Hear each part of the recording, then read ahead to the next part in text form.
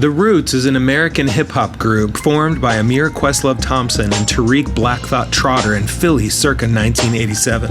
They're well known as Jimmy Fallon's Tonight Show house band, but that title would be a serious disservice to the legacy that is their stamp on music.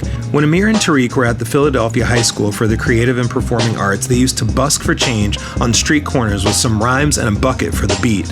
Now they're a multi-Grammy winning and worldwide multimedia phenomenon. Their purpose is in the name, staying connected to roots. For them, Philly, Africa, jazz and blues, the black experience and culture.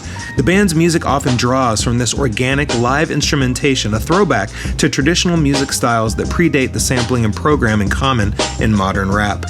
How does Paul stay connected to his roots in Acts 18, and how do we do it today? Acts 18:18-23. Paul stayed on in Corinth for some time. Then he left the brothers and sisters and sailed for Syria, accompanied by Priscilla and Aquila. Before he sailed, he had his hair cut off at Cenchrea because of a vow he had taken. They arrived at Ephesus, where Paul left Priscilla and Aquila.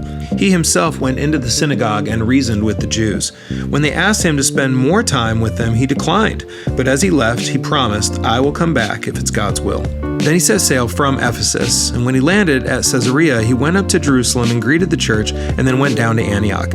After spending some time in Antioch, Paul set out from there and traveled from place to place throughout the region of Galatia and Phrygia, strengthening all the disciples. This is the transition between Paul's second and third missionary journeys, out of Corinth and towards Syria, where Paul, Priscilla, and Aquila land in Ephesus. I want to focus on something before Paul goes on this flurry of travel, and that's here in verse 18, where something he does calls for a haircut, this vow that he takes. It's probably a Nazirite vow, which brings us back to Numbers chapter 6.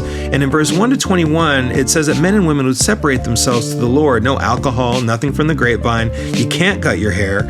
And you can't go near dead bodies, which is probably a good idea anyway. And then there's some sacrifices at the end of the vow period. Then you cut your hair and you throw that on the altar with the other sacrifice. So if Paul is cutting his hair now, if it's the Nazirite vow, then we're assuming it's the end of his time of separation. Either way, Paul is practicing a Jewish vow. He continues to remain devoted to the Mosaic word and the prophets.